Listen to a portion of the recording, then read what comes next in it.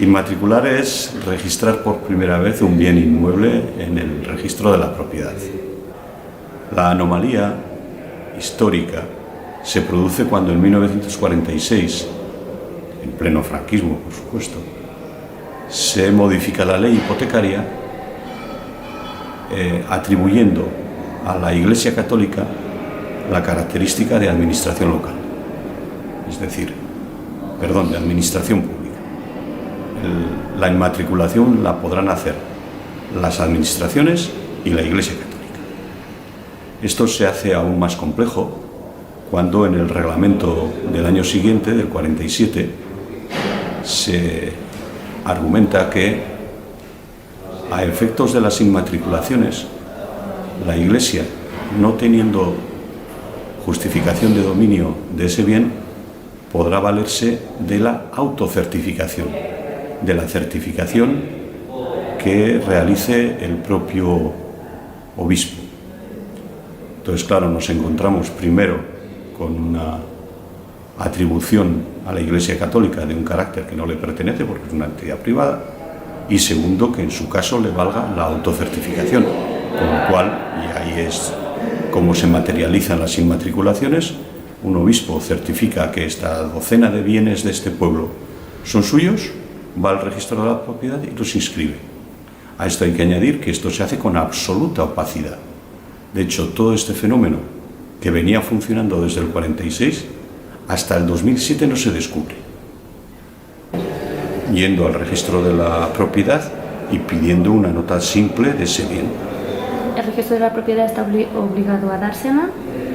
Bueno, en principio sí. Tendría que demostrar cuál es su interés por ese conocimiento. Pero claro, pudiéndose plantear como interés la investigación, o ser presunto titular, o ser colindante, bueno, las puertas son muy amplias. Otra cuestión distinta es que en la complicidad de algunos registradores con la Iglesia, y en este sentido con el Estado, que hasta hace muy poco tiempo ha sido explícitamente cómplice de las inmatriculaciones, haga de todas estas investigaciones un terreno minado. Porque claro, si al final el objetivo final que pretendemos es la reversión al dominio público de todos estos bienes, para que eso se pueda realizar, lo primero que hay que hacer es saber de cuántos y de qué tipo de bienes estamos hablando. Y ese es el objetivo que nos estamos planteando en estos meses. A todos los niveles se han realizado por parte de la Coordinadora Estatal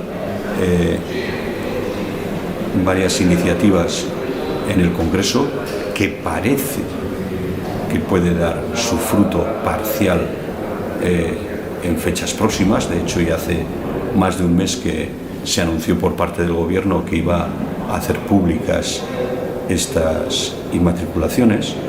Nuestra valoración es que la vía judicial es enormemente complicada, y de ahí que planteemos una vía más política, sea del tipo legislativo, del tipo acuerdos, del tipo que sea, que permita resolver este tema de una manera global. Pensar en decenas de miles de pleitos sería una auténtica locura. Pero es que además hay dos problemas.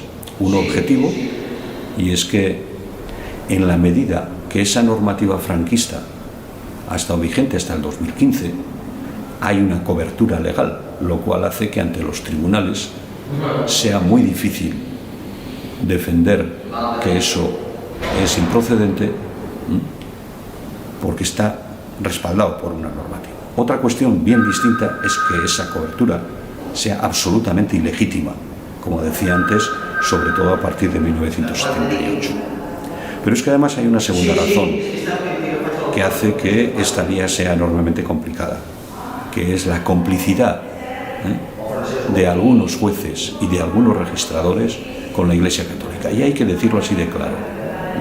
La mejor solución para esta problemática sería retrotraer la titularidad de los bienes, de todos estos bienes inmatriculados, al momento anterior a su inmatriculación, y a partir de ahí que la Iglesia inscriba registre todos los bienes de los que pueda defender que tiene título de dominio suficiente, ningún problema. Otra cuestión distinta es cuando en bienes inmatriculados se hacen negocios, que además quedan por ello exentos de todo tipo de tributación. Pero ahí nos encontramos con que la Iglesia se convierte, o sus dependencias, el claustro, etcétera, en un lugar donde se celebran eventos, donde se sirve un catering a quien sea, o donde se cobra por entrar a las visitas, o donde se alquilan columbarios para las cenizas. Es decir, hay múltiples negocios que se están haciendo en torno a los bienes inmatriculados, que además de no tributar, no se declaran, con lo cual todo ello es dinero negro. Es decir, aquí tenemos un mecanismo de blanqueo de dinero absolutamente increíble.